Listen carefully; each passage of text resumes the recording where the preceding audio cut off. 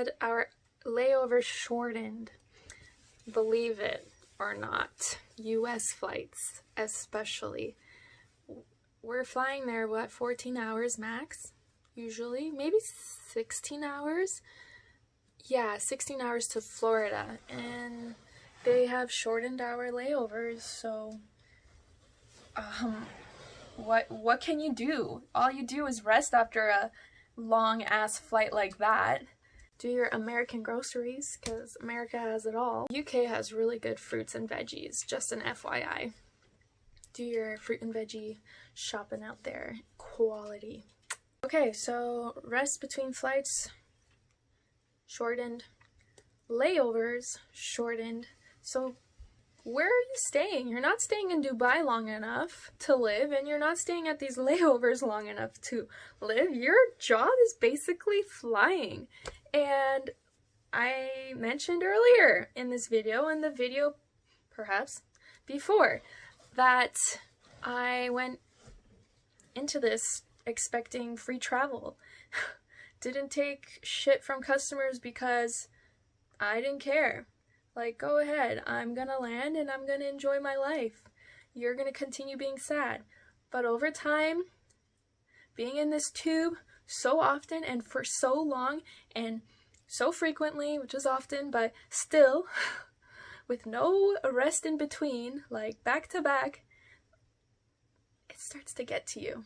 Oh yeah, you start taking things very personally. You don't have that light at the end of the tunnel and that recharge and the chance to enjoy these layovers, like countries and cities and the beauty of them. You don't get that.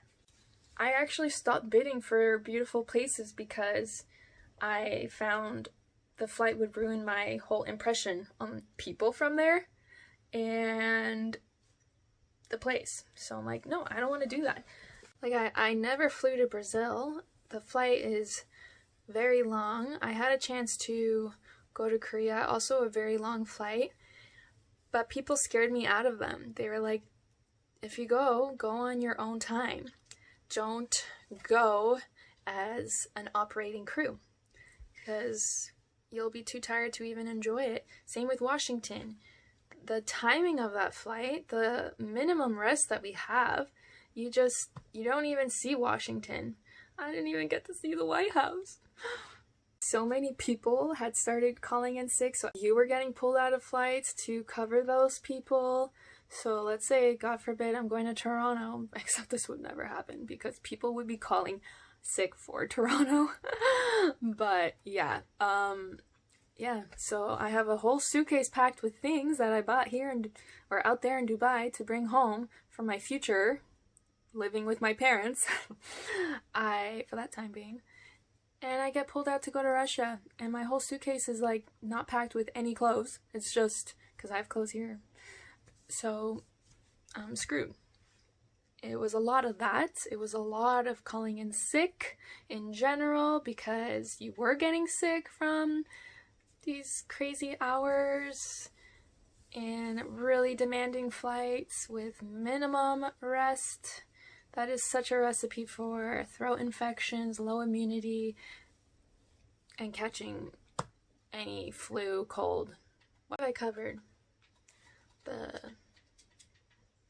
lack of crew on board, the lack of incentive and motivated crew, and the workload increasing for the motivated crew.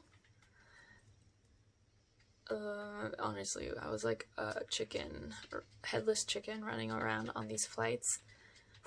And a lot of the time, people like me would be too afraid to tell the lazy ass to move. And if you did, it would turn into, oh, this is such a good point. It was so warped.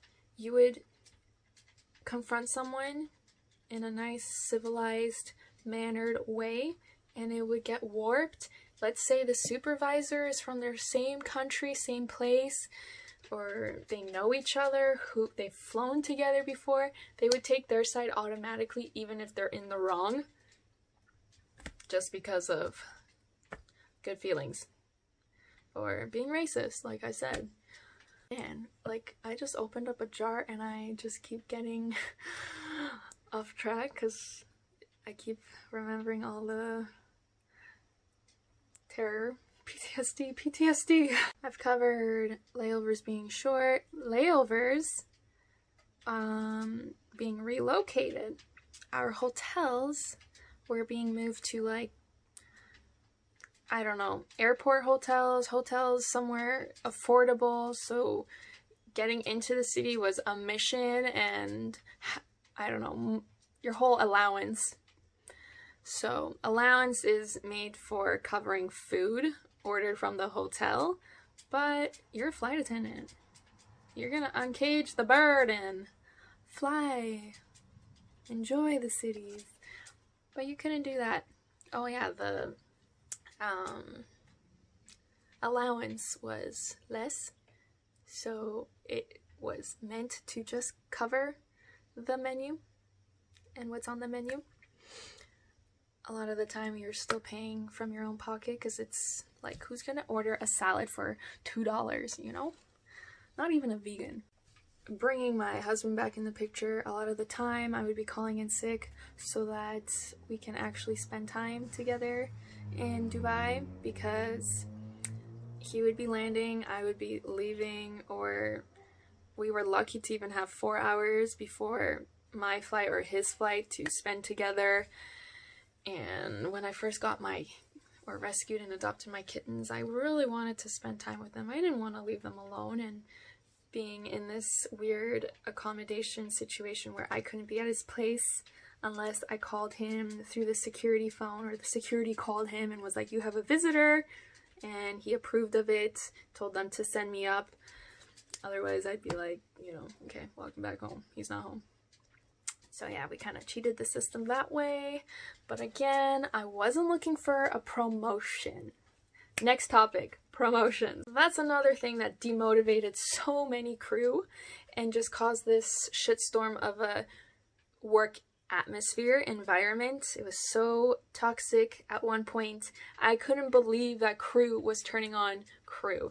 We were such a team against, you know, big guys, big brother constantly watching over us, but we were turning against each other. I really didn't feel like we were family anymore.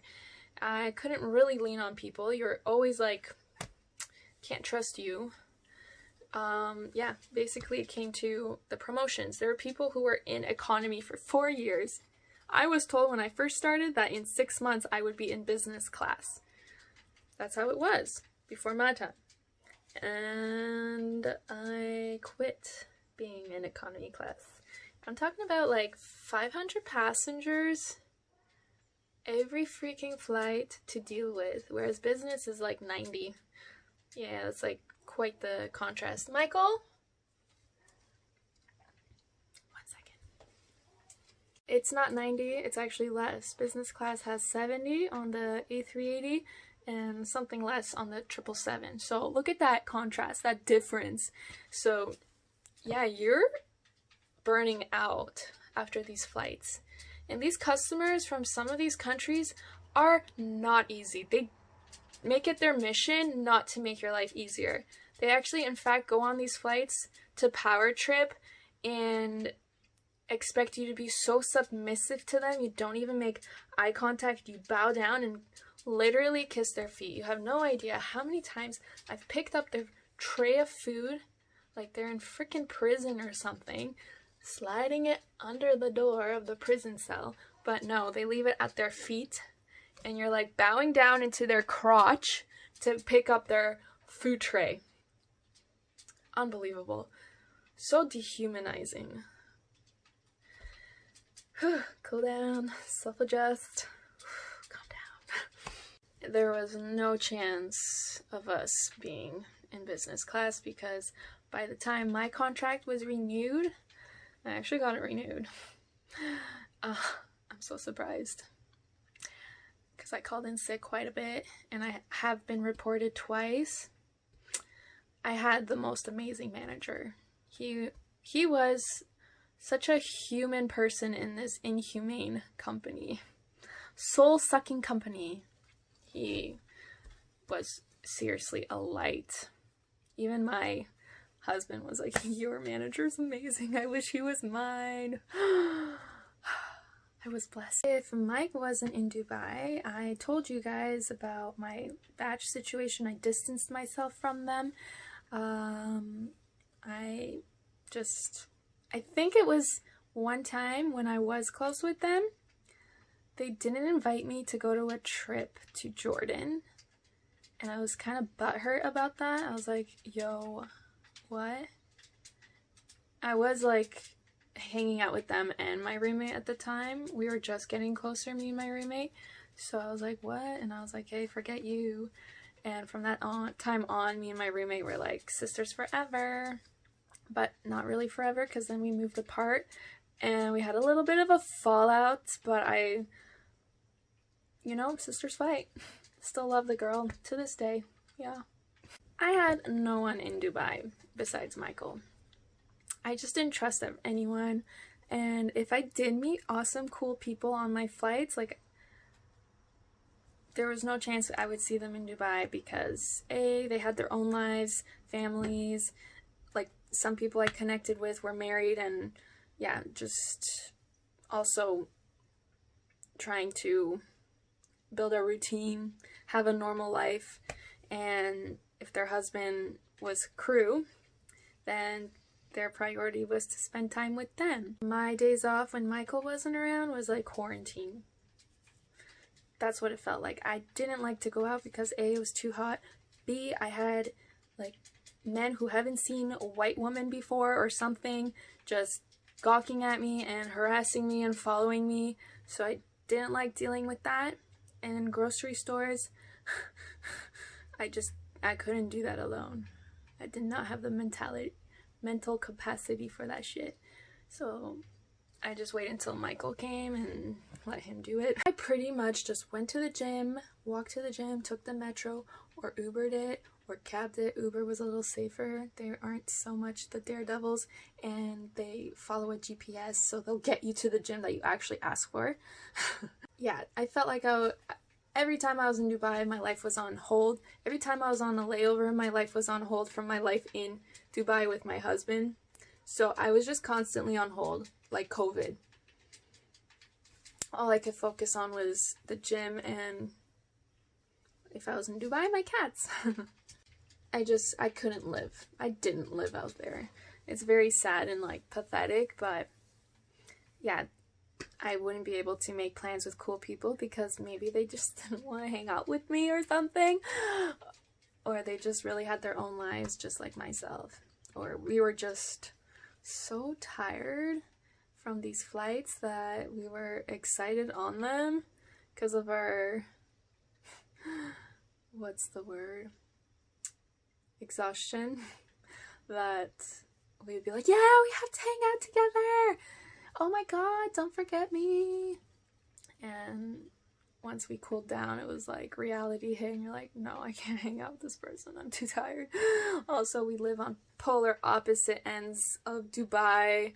It was too much of a mission to meet up with people. I didn't actually have a phone provider as well. I didn't. There's Do and Etiquette, and both of them were such shit disturbers and scammers that I was like, I heard people getting scammed like thousands of dollars, so I did not want to commit to anyone. I just did pay as you go sometimes. Or Michael had one, which he had trouble with. I witnessed his phone calls with them and their little attempts at scamming him, so I'm like, if I needed to do like a urgent call, like call in sick, *2, then I would use his phone. I couldn't use the one in my flat because I lived in Mamzar and they just didn't work, the phones there. So odd. I pretty much lived off of that Wi-Fi life. It was good because anytime I left the flat, I can actually like look around and like not be absorbed into my phone and just, live in the moment. Live that life that God has given us without technology. Like I said, you didn't end up having much time in Dubai towards the end of my contract, so you really had to do like the most important stuff essential stuff and really be picky with who you're gonna meet. And for me, that was Michael, because yeah, I had a relationship with him. I wanted to work on it and make it grow and live a beautiful romantic life with him. So yeah, I was one of those girls who just spent all her time with her boyfriend. That was me. But as much time I did spend with this man on my flights, I was very devoted and eager to learn about these beautiful humans that weren't lazy asses. Snaky, bless you, babes. It's okay. I forgive you. I would, yeah, just become friends with them and family for that time, that whole layover. It was great. I felt like that was my hanging out and socializing, and I guess as an introvert, yeah, you need to recharge a lot more.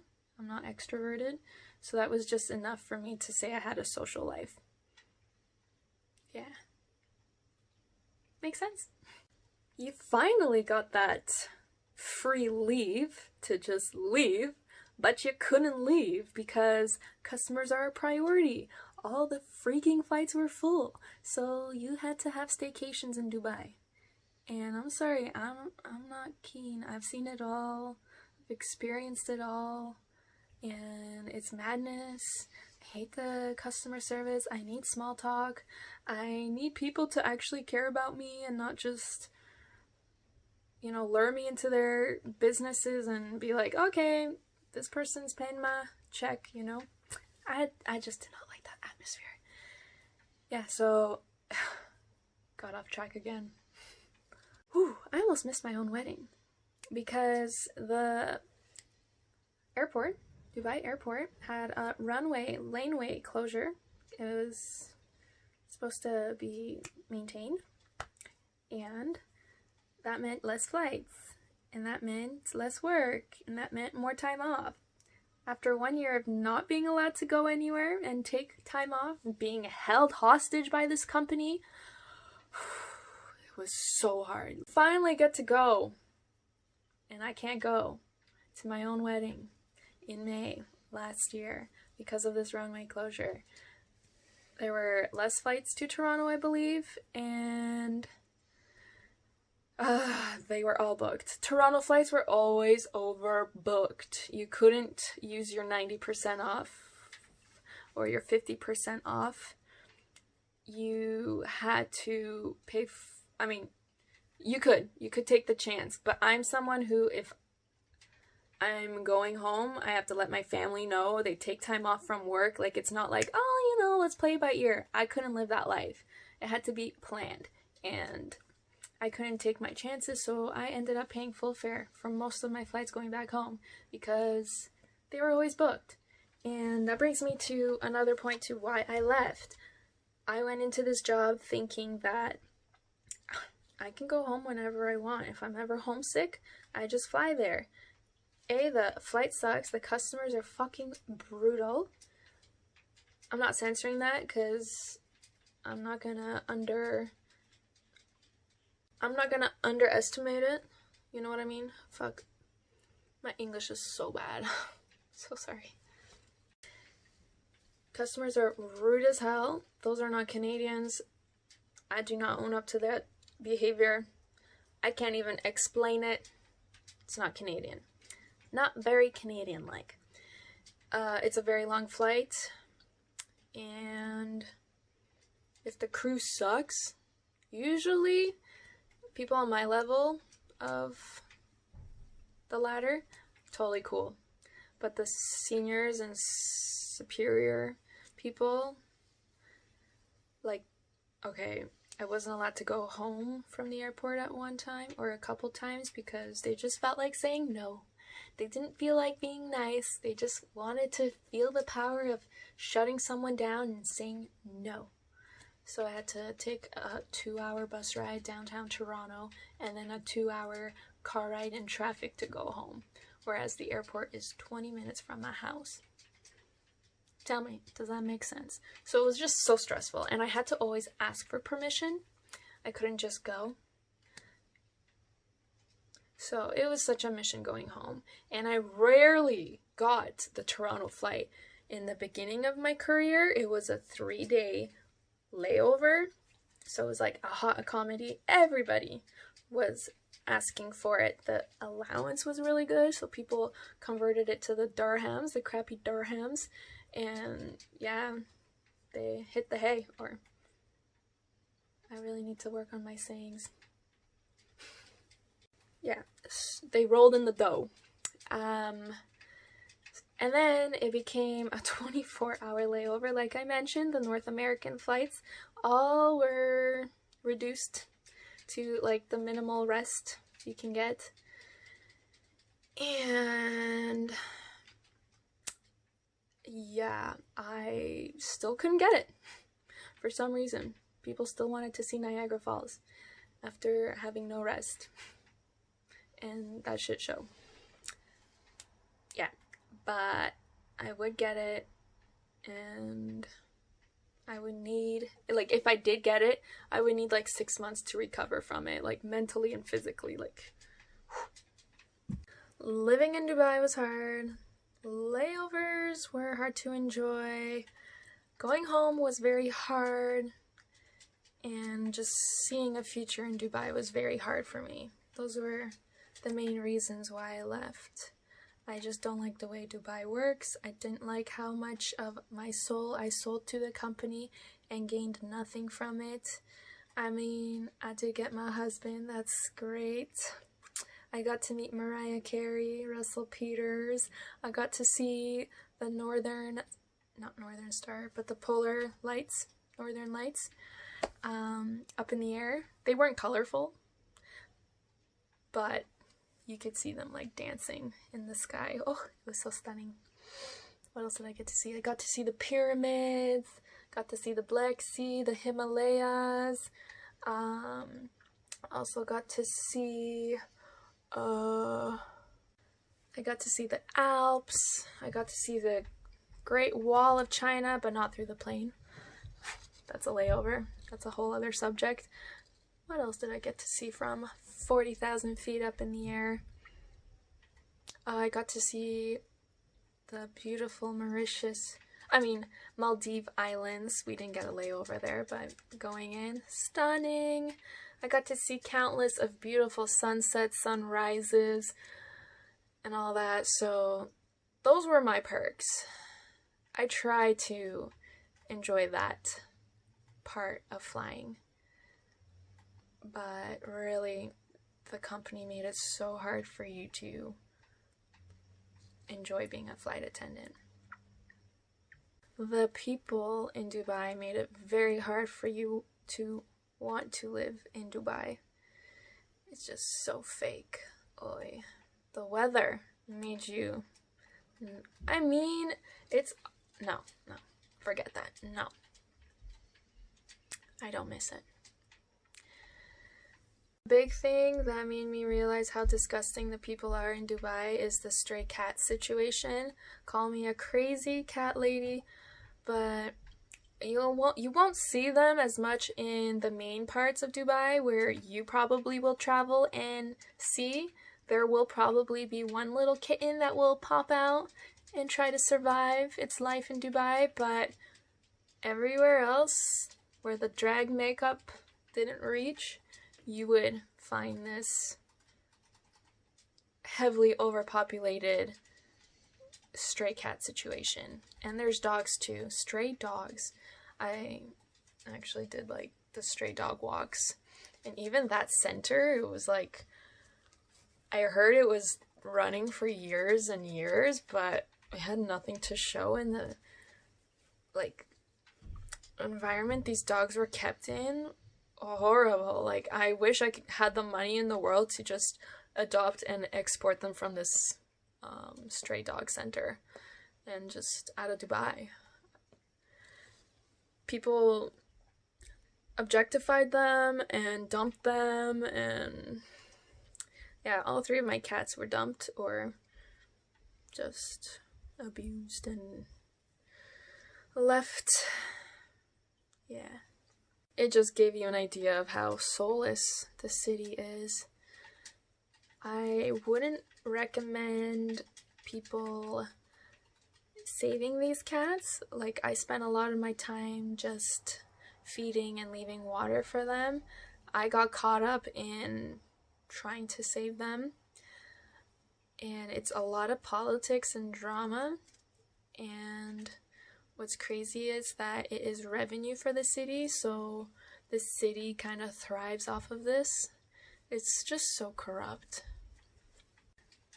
And yeah, me and my husband, as far, like, all we could do is hold hands. So yeah, what kind of life is that? I want to be able to kiss him in public and squeeze him and hold him and just be silly with him and not feel like there's a freaking red dot, you know, a SWAT watching over me, or I'm gonna get charged, or I'm gonna go to prison. If you Google Dubai prison life, ooh, you don't want to be in that situation. No, you don't. I would not survive.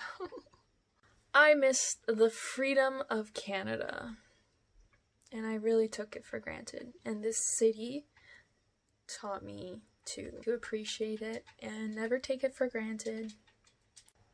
Before I sign off, I will say I had my sisters visit me and my parents visit me, but nobody really wanted to go out to Dubai that I knew of. So I didn't have anyone really visiting me. There were a few people who were stopping over in Dubai, and I would meet up with them, but nobody really had the interest of being in Dubai.